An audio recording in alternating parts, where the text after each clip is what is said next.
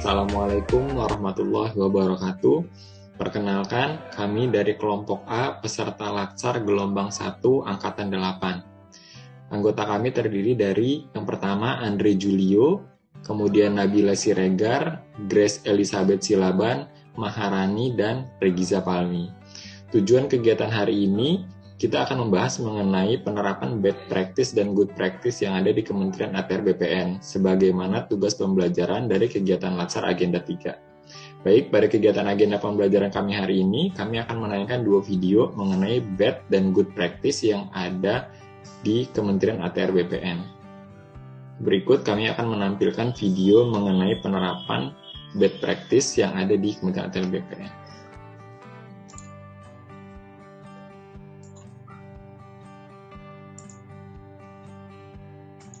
Kementerian Agraria dan Tata Ruang Badan Pertanahan Nasional atau ATR BPN mencatat ada 125 pegawainya yang terlibat kasus mafia tanah sejak tahun 2016.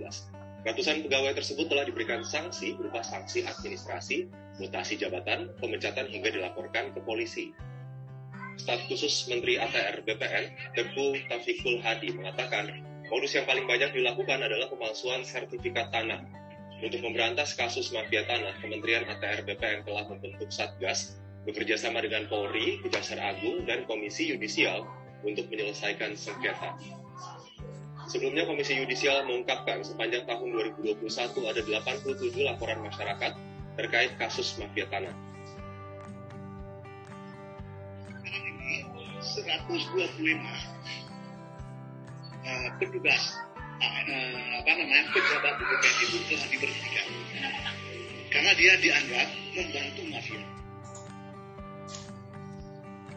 Baik, demikian mengenai video bad practice. Kepada Mbak Maharani dipersilakan untuk memberikan tanggapan. Apa aja sih modus yang? Terima kasih lagi buat kesempatannya. Di sini saya akan memberikan penjelasan tentang manajemen ASN dalam hal bad practice. Dalam video yang ditampilkan tersebut melanggar manajemen ASN karena sesuai dengan definisi manajemen ASN, yaitu pengelolaan ASN untuk menghasilkan pegawai ASN yang profesional, memiliki nilai dasar, etika profesi, bebas dari intervensi politik, dan bersih dari KKN. Perilaku mafia tanah tersebut juga bertentangan dengan asas manajemen ASN, yaitu asas akuntabilitas, di mana setiap kegiatan dan hasil akhir dari kegiatan pegawai ASN harus dapat dipertanggungjawabkan pada masyarakat sesuai dengan ketentuan peraturan perundang-undangan. Dalam kasus tersebut juga melanggar Undang-Undang ASN Nomor 5 Tahun 2014, yaitu Pasal 86 tentang disiplin dan Pasal 87-90 tentang pemberhentian. Dalam hal ini adalah pemberhentian dengan tidak hormat. Terima kasih. Selanjutnya saya serahkan ke Grace. Saya akan menanggapi dari segi Smart ASN. Berbicara mengenai Smart ASN, bahwa kriteria Smart ASN adalah mempunyai integritas, jiwa nasionalisme, profesional, keramah tamahan, berwawasan global, bahasa asing, IT, serta jejaring kerja. Dari video tersebut jelas bahwa tindakan oknum pegawai BPN yang terlibat mafia tanah tidak mencerminkan Smart ASN yang mempunyai integritas, profesional, dan berwawasan global. Sebagai Smart ASN dalam transformasi digital, seharusnya tidak hanya mampu mengoperasikan, namun juga harus mampu mempertanggungjawabkan hal-hal yang dikerjakan demi pelayanan prima. Demikian yang dapat saya tanggapi mengenai bad practice.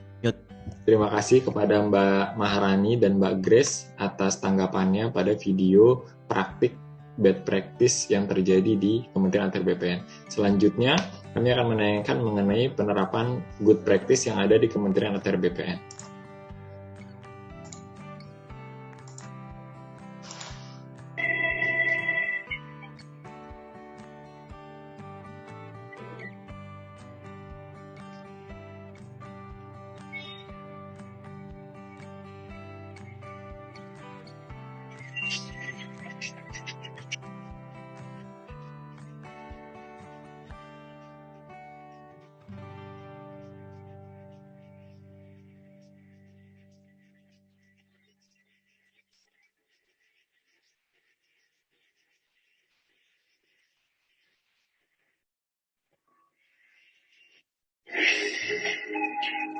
Kantor Pertanahan Pertanahan Kota Administrasi Jakarta Pusat memegang mandat untuk menyelenggarakan administrasi pertanahan dan tata ruang di Kota Administrasi Jakarta Pusat. Kami bertekad selalu memberikan layanan terbaik kepada masyarakat. Era digital telah dihadapan, tak terkecuali dalam layanan pertanahan. Beragam inovasi kami berikan untuk memudahkan masyarakat mengakses layanan. Komitmen kami memberikan layanan terbaik, menghadirkan sertifikat tanah sebagai tanda bukti hak.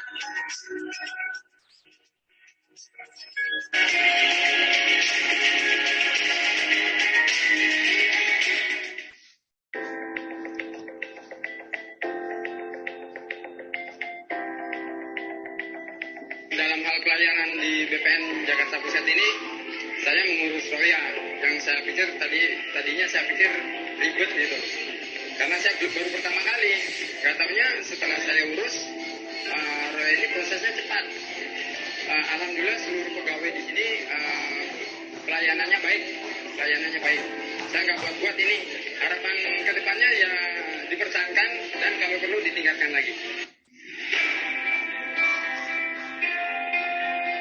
Sekarang saya dan kakak saya sudah mempunyai sertifikat dengan nama masing-masing.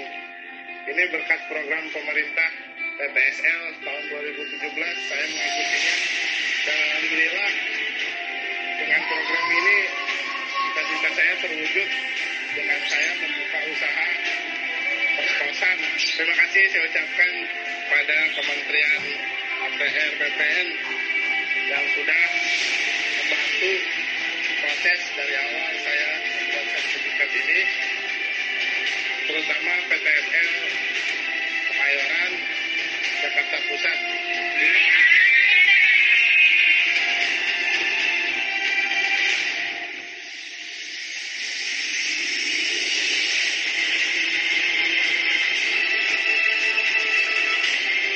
Kita melakukan beberapa inovasi dalam rangka mempermudah layanan kepada masyarakat.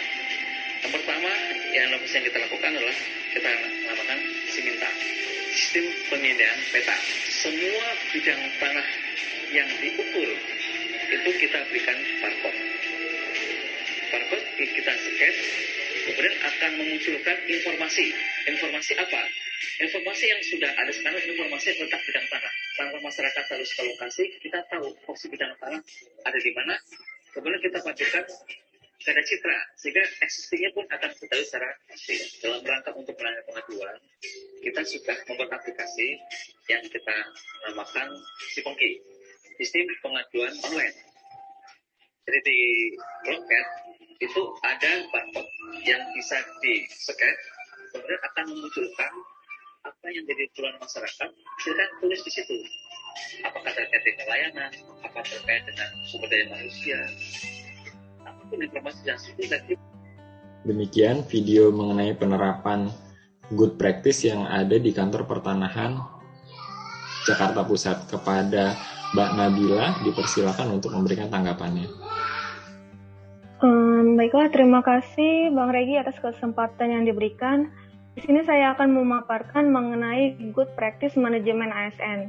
Kita ketahui bahwa video tersebut merupakan salah satu contoh dari good practice manajemen ASN, di mana kantor pertanahan Jakarta Pusat telah melaksanakan asas efektif dan efisien dari manajemen ASN. Misalnya, dalam melaksanakan program PTSL yang dilaksanakan sesuai dengan target maupun tujuan dengan tepat waktu sesuai dengan perencanaan yang telah ditetapkan sebelumnya. Di sini berarti bahwa program PTSL telah dilaksanakan sesuai dengan perencanaan yang telah ditetapkan dari awal sampai akhir. Dan ini juga merupakan salah satu bentuk dari integritas ASN, yaitu sebagai pengabdian kepada masyarakat, bangsa maupun negara. Kemudian selanjutnya akan dipaparkan oleh Bang Regi. Pada Bang Regi dipersilakan. Baik, Mas Andre, silakan untuk melanjutkan.